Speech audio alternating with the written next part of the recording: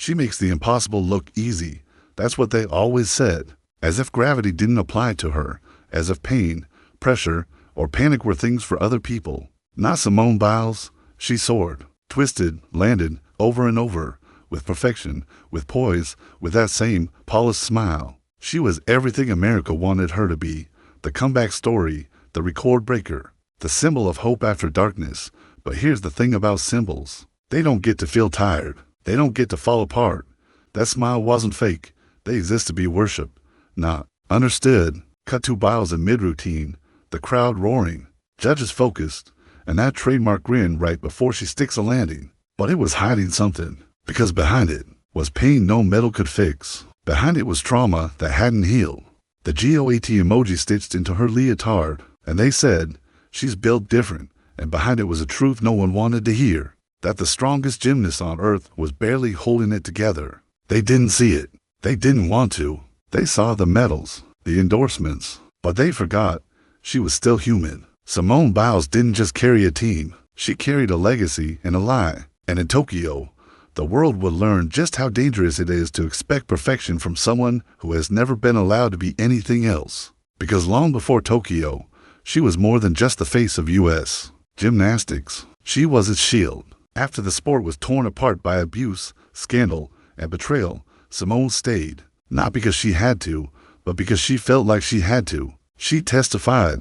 She spoke out. She competed anyway, all while wearing the same flag that had failed to protect her. And even then, the world didn't flinch. Because when you win, they call it resilience. When you smile, they assume you're fine. But behind that uniform, stitched with red, white, and wounds, was a woman who had already given everything. Physically, she was untouchable. But mentally, she was exhausted. Every time she walked into an arena, it wasn't just to compete. It was to prove she was still the hero they needed her to be. And it's not just the sport. It's the sponsors, the headlines, the cameras that never blink. The way to being the best ever isn't just about skill. It is about never being allowed to slip. One mistake, and the myth breaks. And for Simone, a young, black woman in a country that still measures worth in medals and obedience, there was no room for vulnerability. So she gave them what they wanted. The routines, the records, and always the smile, even when her mind was screaming. Tokyo, 2021, it was supposed to be her coronation, the final chapter in a story only legends get to write. But then, midair, something went wrong. Her body turned, but her mind didn't follow. She lost track of where she was, not metaphorically, but literally. Up became down, right became wrong, and the floor, she couldn't even feel it coming. It's called the Twisties, a mental block so dangerous, so disorienting. That landing a vault becomes like falling through space with your eyes closed. In gymnastics, losing air awareness is a death sentence. One wrong landing, your career, your spine, your life can be over. And yet, despite the terror, despite knowing what was at stake, she stepped onto the mat, eyes forward, Team USA on her chest. One more time, then she stopped. Mid-competition, mid-Olympics. She walked off, not because she was weak, but because she knew what no one else could feel, that her mind had betrayed her body, and the world didn't understand. They said, she's quitting, she's soft, she let her teammates down. But here's what they didn't see. She had been performing with pain for years. This wasn't stage fright. This wasn't nerves. This was neurological collapse. And the most dangerous thing she could have done was pretend everything was fine. The world applauded her flips. But when she chose her health, they flipped on her. The silence in the arena was deafening. Simone Biles, the anchor, the ace, had walked away. And just like that, admiration turned into accusation. The internet, the media, even some former Olympians, they pounced. She abandoned her team. She couldn't handle the pressure. She only shows up when it's easy. But this wasn't just about gymnastics. This was about control, about who gets to say enough. And when a black woman, the best in the world, dares to choose herself over a medal, over a moment the world thinks she owes them, it doesn't matter how much she's won. They come for her anyway. Because deep down, people weren't just mad that Simone Biles walked away. They were mad that she could, that she had the power to stop in a world that demands you break for their entertainment. Simone wasn't just fighting for mental health awareness. She was defying an entire system that conditions athletes, especially women, to smile through the trauma, and still, she didn't lash out. She didn't rage. She didn't justify. She returned to the stands. She cheered for her teammates. She hugged competitors. But inside, she was numb. The noise was endless. The scrutiny was louder than any crowd she'd ever performed for, because now, her every decision wasn't just questioned. It was politicized, weaponized, dissected. Not even her silence was safe. And through it all, the same people who had once called her a superhero forgot that heroes bleed.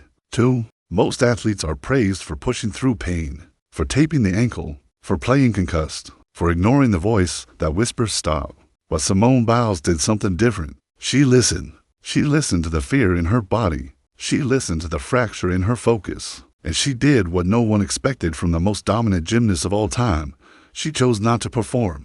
That choice, to step back, not because she was physically broken, but because she was mentally at risk, wasn't weakness. It was rebellion. Because in a world where value is tied to output, choosing to rest becomes radical. And let's be honest, it would have been easier to keep going, to fake it, to grind through, to do the safe routine, win the bronze, and keep the myth intact. But she didn't want the myth. She wanted the truth. And the truth was, she didn't know anyone of performance. Not the federation, not the fans, not even the country. She owed herself peace. Simone Biles walked away from the biggest stage on earth, not because she was scared to fail, but because she was brave enough to disappoint everyone in order to protect herself. That takes a kind of strength no vault can measure, a kind of courage most people will never understand. Simone Biles was supposed to leave Tokyo with more medals. She left with something heavier, a conversation the world had been too afraid to start. Because for decades,